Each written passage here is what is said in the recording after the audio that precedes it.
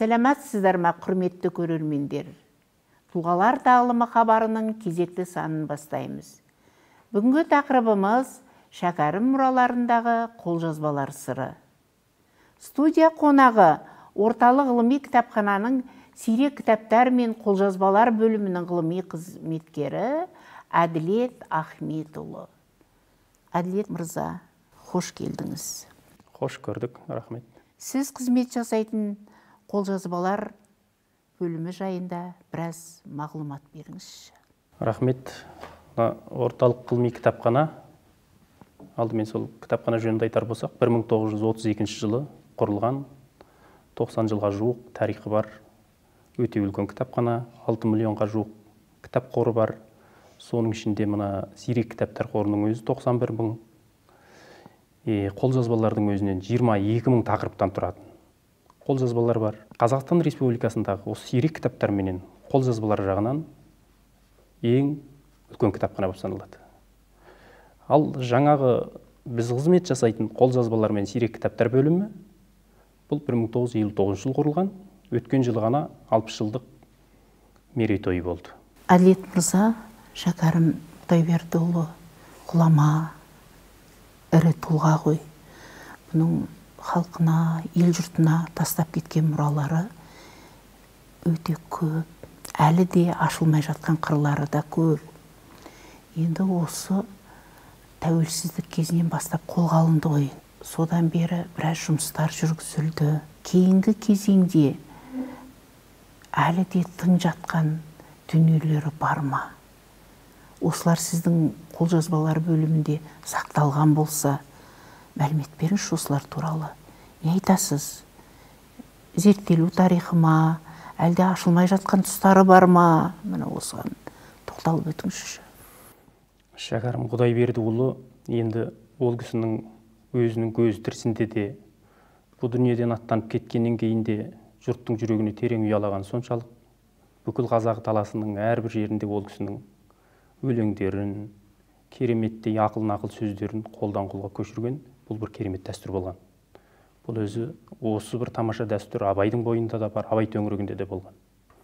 Тіпті мынау Арқа мен Атыраудың арасында деп айтамыз ғой, арғы беттегі Алтайдың қазақтарының арасында да бұл кісінің қолжазбалары өте бірден бірге қолдан қолға көшіріп таралған екен. Ана Зият алып барған қолжазбалар ғой енді. Сол Зият апарған қолжазбалардан Алтайда Ақ Төлемжұлы деген тура осы тағдыры Шәкәріммен бірдей атақты ғұлама болды, қазы болды өзі, сол Алтай қазақтарының қажысы да болды, қазысы да сол кісі болды. Дәл Шәкәрім секілді ол кісі де 71 жасында сол жақтағы Қызыл үкіметтің несімен дүниеден жазықсыз аттанып кете барды. Енді ол кісіде мынандай дәстүр бар еді, әрқандай үлкен тың туындыларының алдына Абайды қойып жазатын. Сол Ақыт Төлемжұлы Алтайда өзі мешіттің имамы болған. Сол кезде жаңа қолдан қолға өтіп жүрген кереметтей бір Шәкәрімнің кітабы бар екен қолында. Сол кітапты міндетті түрде жаңағы шәкірттеріне, сол дін саласында жұмыс істейтін азаматтарға жаттатады екен. Ол жаттап алғаннан кейін ол халық арасына тарайды екен. Күні кешеге дейін 1990 жылдарға дейін халықтың арасында Шәкәрімнің қолжазбасынан оқып емес, тек қана жат қайтатын апаларымыз, аталарымыз болған екен. Бұның өзі Шәкәрім мұраларының ол кісінің көзі тірісінде де, ол кісінің бұл дүниеден аттанып кеткеннен кейін де бүкіл қазақ даласын кезгенін білдіреді. Ал енді мен сізге айтайын, жаңағы біз істеп жатқан қолжазбалар қорында, сирек кітаптар мен қолжазбалардың өзінде Шәкәрім мұралары біршама жақсы жинақталған. Атап айтар болсақ, Шәкәрімнің біздің қолжазбалар бөлімінде 26 мұрасы бар. Бұл 26 мұра деген енді бір автордың осындай деңгейде бір автор үшін алған кезде өте үлкен сан. Одан сырт Шәкәрімнің мұраларынан өзінің көзі тірісінде шыққан жаңағы 1912 жылы, 1911 жылдары Ярдан баспасы Семейдегі сонда шыққан, Петербургтан шыққан бірнеше кітаптар бар, 4-5 кітап бар. Енді Шәкәрім мұраларының қолжазбалары несімен құнды және зерттелуі қандай дейтін болсақ, әрине Шәкәрімнің ақталуын осы алталашы қарамандай халық қаншама күтті, қаншама аңсады. 1988 жылы Шәкәрім ақталғаннан кейін осы кісінің мұрасын тез арада жұртына қайта жеткізу жөнінде көптеген жұмыстар істелді. 1988 жылда атап айтар болсақ, мінекей біздің көз алдымызда тұрған кітап Жалын баспасынан жазушы Мұхтар Мағауиннің түсіндіктеме жазуымен, түсіндірме жазуыменен. Көрсетіп жіберіңізші. Мінекей мына кітап. 88 жыл осындай кітаптан бірнеше нұсқа шыққан екен. Бұның ішінде біз әдейі осы Мұхтар Мағауин түсіндірме жазған нұсқасын алып келдік. Бұл 1911 жылы 12 жылғы баспаларынан және осы жаңағы мен жоғарыда атап өткен қолжазбалардан пайдаланып отырып реттеп шыққан ең бірінші кітап. Осыдан кейін жиі басылып тұрған, жалпы 6-7 рет басылған. Бірақ 2008 жылға келгеннен кейін бері қарай 2009 жылы бір рет шыққан, одан бері қарай ол кісінің кітаптарын жинақтау ісі саябырлаған сияқты. Біздің көзімізге солай елестейді. Енді тағы да қосып айта кетейік, мынау ұлы тұлғалар деген серия бойынша шығып жатқан біздің орталық ғылыми кітапхананың шәкәрімге арнаған «Дала дарыны» деген кітабы. Бұны не айтқалы отырсың деген кезде, шәкәрім әрине зерттелмеді емес, зерттелді. Артында қара орманда елі бар, зерттелмей үлкен ғалымдар бар. Шәкәрім тану, Абай тану, Алаш танудың бір жақсы беталысы бар, оны өздеріңіз жақсы білесіздер. Енді бір кішігірім әттеген деуге болатын шығар енді мына шәкәрімнің қолжазбасын оқып отырып көргеніміз. Жаңағы 26 қолжазбаны әрине мына бірінші рет шәкәрімнің кітабын шығарған кісілер пайдаланған және сілтеме берген. Ал енді кейінгі кезеңде мүмкін сол бірінші рет шығып қазіргі 1988 жылы шыққан кітаптан ары қарай белең алған сияқты. Жоғарыда біз айттық, шәкәрімнің қолжазбаларынан 26 бар дедік қой, 26 нұсқа бар. Ол 26 нұсқаның ішінде бір қызығы тек қана шәкәрім жырлады деген қалқаман мамыр дастанының 11 нұсқасы бар. 11 нұсқасын 11 адам жазған. Еңлік кебек жырынан жолсыз жажа деген атпен 4 түрлі нұсқа бар. Одан сырт мінекей Еңлік кебектің 1912 жылы тағы да Ердан баспасынан шыққан кітабы бар. Енді бұл жерде халықтың шәкәрімді жақсы көрген соншалық, ол кісінің кітабы шыққаннан кейін де кітаптың ол кезде тиражы аз ғой. Бүкіл қазақ даласын осындай бір керемет тастан шыққан екен деп, жаңағы жырлауға бейім, жазуға бейім кісілер таратып әкеткен ары қарай. Сонда бұл жерден тағы бір нәрсе шыға келеді көлденең. Қалқаман мамырдың жаңағы шәкәрім жырлады деген 11 нұсқасының ішінде бірнешеуі латын әліпбиімен жазылған, басым көп сансыз төтеш әліпбиімен яки жаңағы Ахмет Байтұрсыновтың жазуымен жазылған, ал біразы қазіргі жазуымен жазылған. Бәрі де қолжазба. Енді қараңыз, біз бір шәкәрімнің мұрасын оқу үшін осындай қазақтың 50 жылдың ішінде 3 рет әліпби ауыстырған қазақтың 3 түрлі жазуын бірдей оқитын мамандар керек болып отыр, қысқасы. Өзіміздің кеше ғана өмірден өткен бабаларымыздың мұраларын түгендеуге осындай қиындықтар болған. Сондықтан да бұл жерден біз айтар едік, қолжазбаларды әсіресе шәкәрім секілді әлемдік деңгейдегі үлкен тұлғалар бұл кісілер арық парасат оянған ғұлама тұлғалардың мұраларын зерттеген кезде түпнұсқамен, әрине шәкәрімнің бадырайтып өз қолымен жазып кеткен түпнұсқа бұл жерде жоқ, дегенмен де екінші бір жырлаушы қалай жырлады, үшінші бір жырлаушы қалай жырлады екен, батыстың қазағы қалай жырлады екен, шығыстың қазағы қалай жырлады екен дегенді бір-бірімен салыстырып, оны барып бүгінгі жарияланған нұсқалармен салыстырудың мән мағынасы өте керемет. Үлкен жұмыс қой және. Мамандар керек енді. Өзіңіз сол жаңағы түпнұсқамен жұмыс жасайтын маманның бірісіз ғой енді. Иә, біз түпнұсқа қарастырып жатырсыздар ғой енді. Қиыншылықтары да бар, айырмашылықтары да бар. Оңай шаруа емес. Енді бұның бәрін бір ретке келтіріп жатырсыздар ма? Қалай болып жатыр енді бұл мәселе? Енді әлі де мамандар керек пе? Әрине, бұл қолжазба тану бір бөлек, әдебиет тану, басқа тілдік тұрғыдан зерттеу сияқты оның мән мағынасы. Өйткені шәкәрім өзі жаңағы қазақ айтады ғой, 8 қырлы бір сырлы деп. Тіптен бізге дінтану мамандары, ислам тану мамандары керек шығар. Тіптен сосын мына қазақ әліпбиі 3 рет алмасты дегенімізбен Ахмет Байтұрсыновтың өзінен бұрында бұл жазу бірден Байтұрсыновқа өте қойған жоқ. Ол кезде хадим жазуы, жәдид жазуы деп арғы Шағатайдан келе жатқан жазулар бар. Абайдың да, шәкәрімнің да, Мәшһүр Жүсіптің қолжазбаларында да шағатайлық стиль, шағатайлық дәстүр басым. Өйткені ол кезде Ахмет Байтұрсынов әлі бірлікке келген әмелесін жариялап болмаған кезің ғой.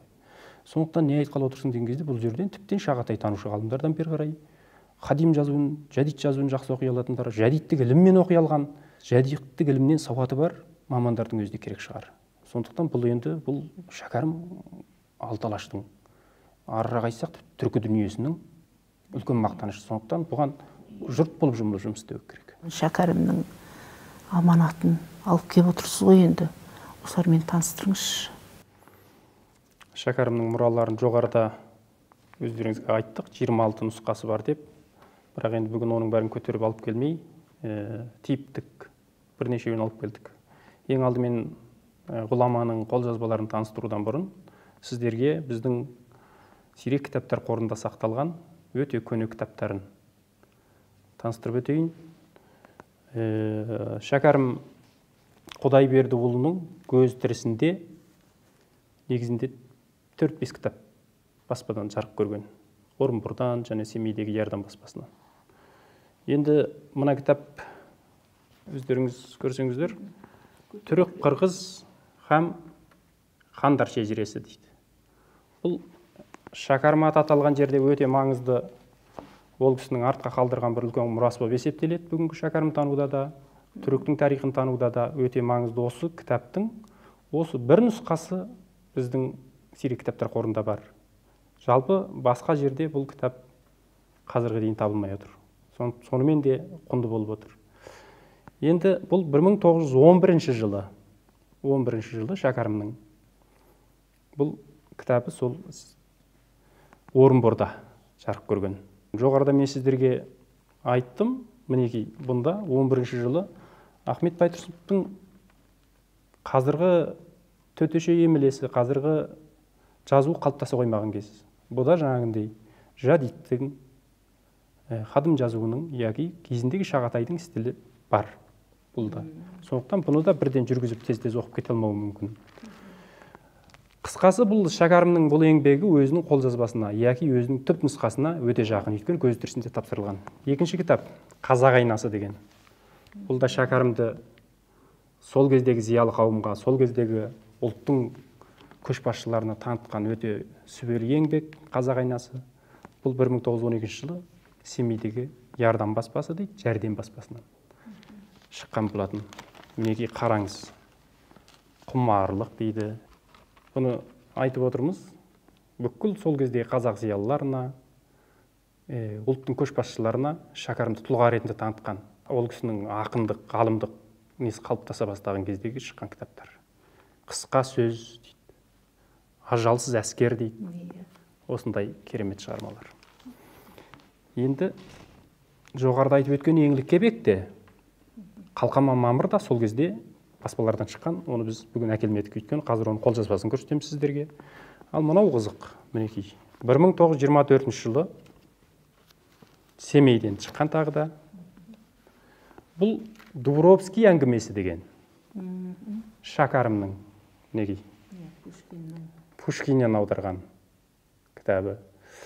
Шәкәрімнің Пушкиннен аударған кезде ол кісі мінекей қазақтың таза төгіліп тұрған поэзиясымен аударған. Шәкәрімді енді осы жерден айта кетейік, бұл кісінің аудармалары жөнінде де түрлі ғалымдар зерттеп жатыр. Ал енді бізді қолжазбалардың ішінен таңдандырғаны тек қана жаңа батыстан, немесе жаңа орыстың әдебиетшілерінен аудармасынан, бұл кісі жаңағыдай күншығыс елдерінің әдебиетінен деп, Қытайдың жазушыларынан, Қытайдың жаңа патшалық кезіндегі мысалдарын, әділ патшалардың, Қолшатырдың бұйрығы деген сияқты. Ал сондай бір керемет аудармалары бар. Бір қызығы, ол қара сөзде болса, Шәкәрім оны қазақтың жаңағы төгіліп түскен поэзиясымен аударған болатын. Бұл Шәкәрімнің ерте шыққан кітаптары жөнінде айтармыз. Енді Әділет мырза, алдыңызда өте бір қомақты екі папка тұр. Іші толған рухани байлық. Осыны халқыңызға таныстырыңыз. Иә, бұл менің алдымдағы бұл екі салмағы да ауыр, мазмұны да ауыр. Біздің жаңағындай ұлт сүрініп бара жатса, иығынан демеу болатын, адасып бара жатса, шамшырақ болатын үлкен тұлға Шәкәрімнің еңбектері. Шәкәрімнің қолжазбаларын біз бірлікте ашып көрейік, мінекей. Бұл қолжазбалар жоғарыдағы өте көп, айтқанда өте көп деген қолжазбалардың ішінде біз арнайы сіздерге бірнешеуін ала келдік. Мінекей Шәкәрім Құдайбердіұлы сөзі. Кішкене дәптер қой, қарасаңыз. Сол кезеңдегі дәптер. Сол кезеңдегі дәптер. Мынау айтады, 1884 жылында Шәкәрім Құдайбердіұлының Абай туралы шығарған өлеңі, Абайдың насихат сөзін халыққа асылдығын таныту туралы айтқаны дейді. Енді бұл жерде мұнан қараған көзге осындай 4 кішкентай кітап болғанымен, біз әдейі осы 4-еуін алып келдік. Бұны 1936 жылы баласы Ахат Шәкәрімұлы және Қарамендиев деген 2 кісі бірлесіп, осындай көптеген қолжазбаларды тапсырған. Ахаттың өзі сол кезде қуғында қашып жүрген кезінде әкесінің мұрасын сақтап қалып, осы қолжазбалар бөлімін әкеп тапсырған ғой. Сол кезеңде тағдыры ауыр Ахаттың да, баласының үлкен ұлы ғой енді. Енді біз ашып көрейік үшін, бізді бір қызықтыратын дүние, қолжазбалар қорында неше секілді жазу үлгісінде жазатын кісілер бар. Мына кісіге қарасаңыз, енді жазу маржандай. Шәкәрімұлының ел арасынан жинаған нұсқасы. Енді қазір сіздерге Ахат Шәкәрімұлының өз қолтаңбасымен әке мұрасын қалай жинақтады екен, соны сіздерге таныстырып өтемін. Өзінің естеліктері де бар ғой, енді әкесі туралы жазған. Ахаттың да еңбегі көп, Шәкәрім тануға алғашқылардың бірі ғой, әкесінің мұрасын сақтап. Жалпы Шәкәрім тануда өте маңызды бірнеше қолжазба бар. Оның біреуі мінекей алдарыңызда тұр. 1620 деген. Міне. Енді бисмилла, біз осы бұл Ахат Шәкәрімұлының өзі жазып, өзі 1959 жылы орталық ғылыми кітапханаға, Жаңағысы 36 жылға. 1959 жылы орталық ғылыми кітапханаға өткізген нұсқасы. Енді қараңыз, мұнау өзі өте салмақты еңбек. Бұл да 286 беттен тұрады. Шәкәрім жарықтықтың 75 шығармасы кірген, әртүрлі жанрдағы. Ішінен атап жеңізші, қандай танымал, көпшілікке танымал. Бұл жерден тағы бір нәрсені айта кету керек. Ахаттың әке мұрасына деген адалдығы менен өлгенше сол кісінің шығармасын қашан ел жұртына жеткізем деген арман мұратын осыдан көруге болады. Мінекей, сағындым ата өзіңді, насихат жақсы сөзіңді дейді. Бұл кішкене жастау кезінде жазылған. Мен сіздерге енді жоғарыда атап өтіп едім ғой, 1924 жылы қазақ тіліне аударылған 6 әңгіме дейді. Жаңағы Қытайдан, Жапоннан, басқа да сол кездегі классик тұлғалардан аударған шығармалары бар. Қожа Хафиз сөзінен аударма дейді мінекей. Қожа Хафиз түсіменді деген өлеңі бар ғой Шәкәрімнің. Біз енді мінекей әлгі жұрт көп білетін жайымды оқы қарындас, мен сорлыға кел мұңдас. Не көрді екен ғарып-бас, өткізгенде 70 жас дейді. Бұл Шәкәрімнің жаңағы Саят Қорадағы жеке өмірі ғой, философиялық үлкен толғаулары, мықты еңбектері жазылған кетіс қой. Қандай керемет, мінекей Қорқыттың сарыны деген бар. Енді ақтарып айта берсек, жұрт жақсы көретін иманым өлеңі тұр мына жерде. Бұл да әр қайсы жанр бар. Бұның барлығы енді мынау сонау қажылыққа барып келгеннен кейін 1905 жылдан кейінгі жазылған еңбектер ау сірә. Өзінің жаңағы қаламаты бар, өзінің Мұтылған деген мінекей айтады. Мұтылғанның 22 жасында жайлаудың баласымен айтысқан өлеңі дейді. 22 жасында. Әртүрлі жастағы өмірінің әрбір кезеңіндегіні. Мінекей жазушының яки жаңа көшіруші Ахаттың қолжазбасының сондай мұқият қарасаңыз. Маржандай жазу керемет. Жазу маржандай және. Бәріне сондай. Мынау сия бояу өте бір қанық, осы уақытқа дейін керемет сақталған екен. Құрамы мықтау деймін. Бұл енді Шәкәрімнің осы кішкене көбірек тоқталып отырған себебіміз Ахаттың өз қолымен табыс еткен нұсқасы. Енді біз екінші қолжазбаға назар аударайық. Екіншісін қараңыздар. Бізде мұсылмандық шарты деген атпен жүрген кітап. Бұл 1933 жылы көшірілген, бірақ та 1911 жылы. Мен сол кездегі қазақтардың мына қолжазбаны жазуға өте құмар болған, қолжазбасын ұрпақтан ұрпаққа жетсе екен деп көз майын тауысқан адамдардың бір шеберлігіне таң қалғаным.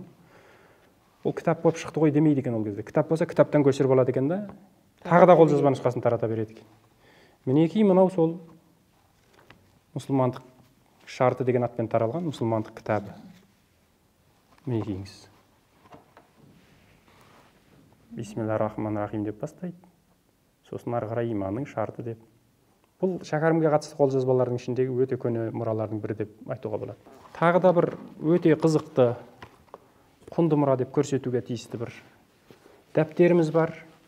Бұл енді өте бұны қазірше шәкәрімнің бұл еңбегін, бұл қолжазбаларын кітап қорына, қолжазбалар қорына кім тапсырдыған белгісіз, және жылы да белгісіз. Бірақ мына қолжазбамен салыстырып отырып бір қарап байқадық біз, бұл ахаттық болуы әбден мүмкін. Оны ғалымдар ары қарай ахаттық болуы әбден мүмкін. Біріншіден жазу ұқсайды, екіншіден стиль ұқсайды, жинау стилі, жаңағы түптеп. Енді оны ғалымдар бағасын бере жатар. Бірақ енді бұл бір қызығы, қазіргі дейін бұны шәкәрім танудағы өте құнды еңбек деп дейтініміз, бұнда негізінен өмірінің соңғы кезеңдегі философиялық тұжырымдары, өзінің анау жан тану ілімі дейді, психология туралы, тіпті батыстың ғалымдарының өзіне барлығы бар. Негізінен сол Саят Қорада жазылған дүниелер ғой бұның барлығы. Иә, сондай маңызды ақат жазып тапсырған болуы мүмкін деп отырған қолжазбамыз осы. Бұл өте маңызды. Себебі бұл шәкәрімнің қажының ғалым ретінде, ғұлама ретінде кемеліне келген кезеңде жазған сондай философиялық тұжырымдар. Бір қызығы бұл кісі жан тану ілімін, психология, жаңағы философияның барлығын өлеңмен жазған. Әдетте көп нәрсе өлеңге сия бермейді ғой. Бірақ қалайша шәкәрімге келген кезде сиіп кететініне таңғаласың. Шебер адам ғой ол. Сөйтеді, қобызым неге сарнайды дейді. Қараңызшы. Ажалдан хабар береді. Сыбызғым неге зарлайды? Деп тұр ием өледі. Дүниедегі қуаныш, бір азғантай жұбаныш. Оның түбі бір налыс, қайғымен рақат телдеді дейді. Осындай әрбір сөзінен үлкен жаңағы наратанға жүк болардай салмаған философиялық тұжырым жатыр. Қазақ, түрік һәм қандар шежіресіне кірген. Енді осы қолжазбадан біраз нәрсені ұғуға болады. Шәкәрімнің өзінің ағасы бүгінгі әлем таныған Абайды қаншалық деңгейдегі сыйлағанын, ол кісіменен жаңағындай мұраттас, рухтастығы да, үндестігі де білінеді. Сондай-ақ Абай көп бара қоймаған тұстарға да ары қарай ендеп кірген де білінеді. Кететін жерлер көп енді.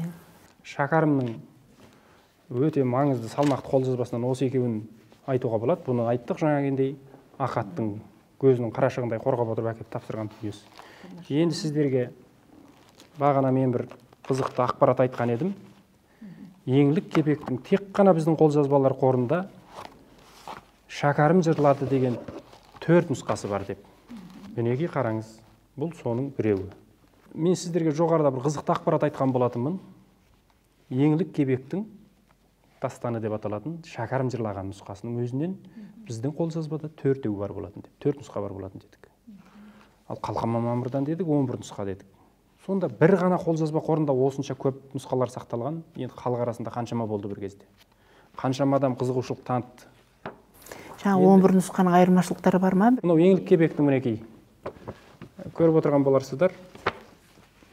Еңлік кебектің Күмісбек тапсырған нұсқасы деген. Еңлік кебектің Күмісбек тапсырған нұсқасында бұнымен жаңағы өзінің 1912 жыл шыққан Ярдан баспасынан шыққан Еңлік кебек кітабы бар ғой. Сол екеуінде айырмашылық аз. Бірақ бұл ауыздан ауызға таралған нұсқа. Ауыздан ауызға таралған нұсқа. Енді Еңлік кебек жырынан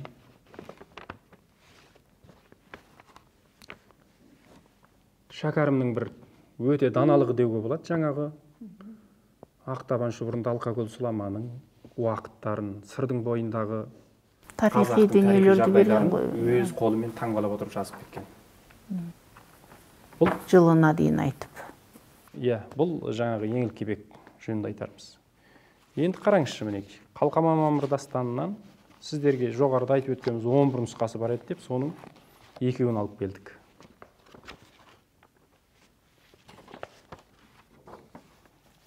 Мінекей бірінші бетіне қарасаңыз, Қалқаман Мамыр дастаны автор Шәкәрім Құдайбердіұлы дейді, бірақ та айтады, кім жазып тапсырғаны белгісіз дейді. Сонда көптеген белгісіз адамдарда шәкәрімнің мұрасына жаңағыдай мұрагер болып халық арасында ешқандай бір атақ абырой іздемей ақ сөйтіп халық мұрасын көзқарасында қорғаған. Мінекей. Ал бір қызығы, бұл 1946 жылы қорға тапсырылғанымен жазудың несіне қарасақ, бұл әлдеқайда ерте жазылғаны белгілі. Себебі бұл жазудың жаңағы Байтұрсынов әліпбиі қалыптаспаған кезде сол кездегі стиль көбірек сақталған. Қалқаман Мамырдың 11 нұсқасының бірі осы. Енді мен сіздерге соңғы бір нұсқасын көрсетейін. 1941 жылы тапсырған. 1941 жылы жаңағы орталық ғылыми кітапхананың қолжазбалар қорында тапсырылған. Бұл латын әліпбиімен және қолжазбамен латын әліпбиінің қаламмен жазып тапсырған. Мінекей қараңыз. Осы басқа жазумен жазылғанына қарамастан және бәрібір кітаптан көшіріп отырмағанына қарамастан, қолдан қолға өткеніне қарамастан, мына нұсқалардың арасында өте сақ сақталған. Енді жоғарғыларды қорытындылай келгенде біз мынадай бір ойға кез болып жатырмыз. Әрине ғылымда ең толық, ең түпнұсқаға жақын нұсқаны пайдаланады. Енді сол кезде ойлаймын, енді мына кісілердің бұлар біреу белгілап тұр, біреу белгісіз тұрдар, бұлар енді өздерінің жүрек қандарын сарқып, өздерінің бір махаббатымен, өздерінің бір сүйіспеншілігімен жырлады бұл кісілер. Енді ол кісілердің қолжазбаларда өзінің ғылыми, тарихи бағасын алу керек. Ғылыми, рухани айналымға тезірек зерттелу керек қой, енді бұның барлығы зерттелу керек. Бір өтінішіміз бар. Тамаша. Енді болашақ ұрпаққа өте керек рухани байлық қой бұл. Шәкәрім қажының әлі де зерттеле алмай тың жатқан дүниелері көп, баршылық. Бұған енді мамандар керек. Мықты мамандар керек. Оған енді жаңағы мемлекет тарапынан қаржылай көмектер керек шығар. Үлкен бір институттар жұмыс жасау керек екені анық көрініп тұр. Біреу емес, бірнеше мамандар керек.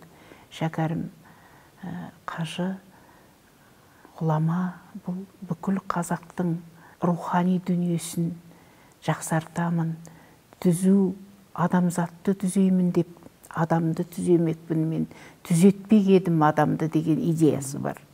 Сол мақсатына өзі жетті. Біз әлі де бұл қырларын аша алмай жатырмыз. Енді Әділет мырза осы түпнұсқадан жұмыс жасаудың маңыздылығына кішкене тоқталыңызшы. Маңыздылығына, бұны енді жаңа әлгі алғаш ақталған уақытта біраз жарыққа шығарды. Ол жағын сіздер сияқты мамандар біліп отыр ғой. Сіздің жаңа қызмет жасайтын сирек кітаптар мен қолжазбалар ұжымы өте тамаша жұмыс жасап жатыр деп ойлаймыз. Қазақтың бүкіл рухани байлығын қолдарына әлпештеп ұстап отыр деп артық болмайды. Мынандай сақтықпен, өте бір ждахатпен халықтың байлығын өзіне сақтап отырған сіздердің ұжымдарыңызға мың алғыс айтамыз, шыны керек. Енді сіз осы түпнұсқадағы оқудың маңыздылығына аз кем тоқталып өтіңізші. Бұның маңыздылығы неде сонда? Бізде қазіргі бір өкініш деуге де болады. Мысалы, Шәкәрімнің өзінің қолтаңбасымен жазылған нұсқалар жоқ, бірақ өзінің тірісінде өте жақсы тәрбиелеп кеткен жаңа Ақат біраз мұраларын жеткізді, өздеріңіз көріп отырсыздар. Енді түпнұсқамен жұмыс жасау дегеннің адамға тіпті жаңа зерттеушіге берер әсері де бөлек болады деп ойлаймын. Бір ғана мысал айтайық. Қазіргі мына осы өткен ғасырдың басын қоя тұрып, осыдан 1400 жыл бұрынғы Күлтегіннің бітік тасын айтайықшы. Күлтегіннің ескерткішін мысалы біз оны тікелей түпнұсқадан оқи алмаймыз. Бірақ сол Орхонның бойына барып, тасқа қашалған, сол тасқа қашалған сол нұсқаны өзі түбінен көріп келген адам өзгеше сезімде болады. Танымаған адамның өзі. Бұның құпиясы қайда жатыр? Өйткені мына жазу деген нәрсе бұл мына адамның бір ұлттың, бір халықтың рухының кодталған нұсқасы ол жазу. Ол жазу рухты оятатын дүниеде. Сондықтан түпнұсқамен жұмыс жасау дегеннің ол қадір қымбаты бөлек. Енді көшірме нұсқалардан, заманауи нұсқалардан алу оның да зияны жоқ. Дегенмен де жаңағындай ғалымның, ғұламаның, кешегі өзіміздің текті тұлғалардың көз жасын, көкірегінің мұңын, бізді ойлаған қайғы қасіретін сезіну үшін барынша түпнұсқадан жұмыс істеу әбден керек бізге. Бізде қолжазба жоқ емес бар. Бізде төте кезінде мынау өткен ғасырдың басында шыққан кітаптар жоқ емес бар. Бар болатын жаңағыдай мінекей біз келіп отырған орталық ғылыми кітапхана деген қадір қасиетін білген кісіге үлкен байлық ол жерде. Ешбір халықта көп кездесе бермейтін мұралар бар мысалы. Тіпті жаңағыдай сирек кітаптар дегенді айта кету керек. Орталық ғылыми кітапхананың сирек кітаптарының қорытында ұзындығы 26 метрге жететін Таураттың кезіндегі түпнұсқалары бар мысалы. 26 метрге жететін.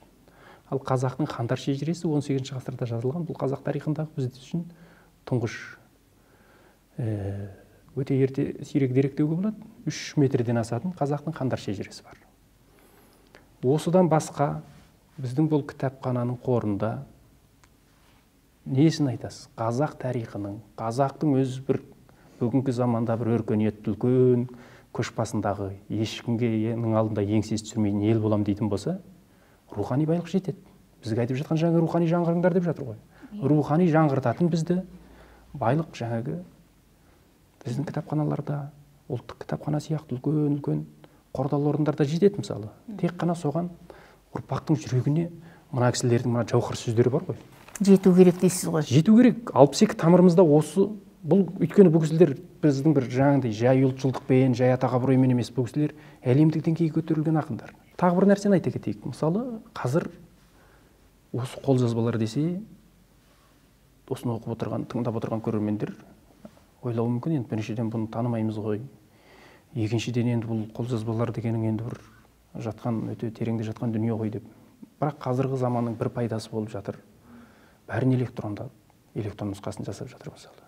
Біздің де мысалы мына қолжазбаны тікелей барып оқу үшін ғалымдар арнайы жаңағыдай хатпен келіп, жаңағыдай қолжазба зерттеуге рұқсат ала алады бізден.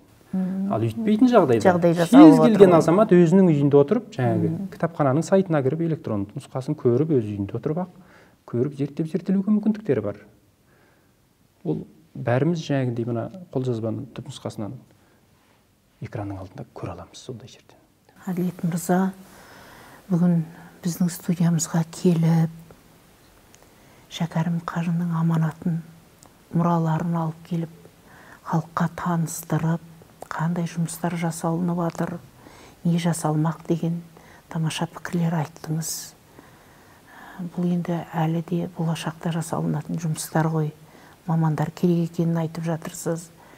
Әсіресе бұл енді халқымыздың бір ғажап рухани байлығы ғой. Сіздің жаңағы сирек қолжазбалар қорындағы соншама байлық енді халық танысу керек қой. Міне бісмілләсі осы болсын, таныстырып жатырсыздар. Сол жаңағы өздеріңіздің қорларыңызда жатқан құпия не бір дүниелерді әкеп таныстырыңыздар. Халқымыз көрсін, сусындасын, білсін, білім дәрежелері артады. Сондықтан сізге мың алғыс. Ұжымдарыңызға мың алғыс айтамыз. Істеріңізге сәттілік, шығармашылық табыс тілейміз. Сау, сәлемет болыңыз. Салтанат ханым, өздеріңізге де көп рахмет. Мына ұлттың рухани жоқтаушысы болып жатырсыздар. Бұл бір керемет бағдарлама шын мәнінде. Енді осы жерден осыншама көп қолжазбаны сіздерге жеткізген кезде бірер ауыз сөз айтып кетудің жөні келіп отыр. Себебі не деген кезде өткен ғасыр қазақ секілді халықтар үшін бұралаң ғасыр болды ғой, ауыр ғасыр болды. Сонда да жаңағындай бар мүмкіндікті пайдаланып, осы ең алдымен осындай кереметті үлкен кітапхана құрған. Кітапхананың құрылуына негіз болған іргетасын қалаған. Одан кейін осындай қолжазбалар қорын 1958-59 жылдарда оңай жылдар емес. Сол кезеңнің өзінде қолжазбалар қорын арнайы қордалап, жинап, көненің көзіндей, асылдың сынығындай, Абайдың, Шәкәрімнің және басқа да жаңағыдай әлемнің әр жеріндегі рухани құнды мұраларды жинап, қолжазбалар қоры деп ресми бекітіп, бүгінге жеткізу деген нәрсе ол кешегі аға буынның бізге кеткен еңбек еді. Біз соларды қашанда қадірлеуіміз керек еді. Олар Шәкәрімдердің армандарын сол кісілер жалғады. Енді ол кісілердің арман мұратын біз жалғауымыз керек еді ғой. Бізде мынандай бір қолжазбалар бар мысалы. Мәшһүр Жүсіп өзінің қолжазбалары бар, мысалы төл қолжазбасы бар. Одан сырт Әлкей Марғұлан жинаған жаңағы Дивани Хикметтің, шығыстың классик дастандарының қолжазбалары бар. Осының бәріне кімдер жұмыс істеді? Тағы да сол күні кеше ғана өмірден өткен, біздің тіпті мына тәуелсіздіктің таң көрмей өтіп кеткен үлкен аға буындарымыз, сондай-ақ жаңағы осыншама керемет құнды мұраларды қанаттыға қақтырмай, тұмсықтыға шоқтырмай сол салада істеген үлкен апайларымыз болған.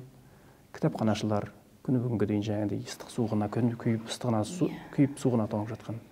Сондай кісілердің еңбегі болғандығын атай кеткім келіп отыр. Сіздердің студияға шақырғандарыңызға көп рахмет. Ұлттың рухани жоқшысыздар. Сіздердің істеріңіз табысты, берекелі болсын. Рахмет сізге. Құрметті көрермендер, осымен тұлғалар тағылымы хабарын аяқтаймыз. Сау, саламат болыңыздар.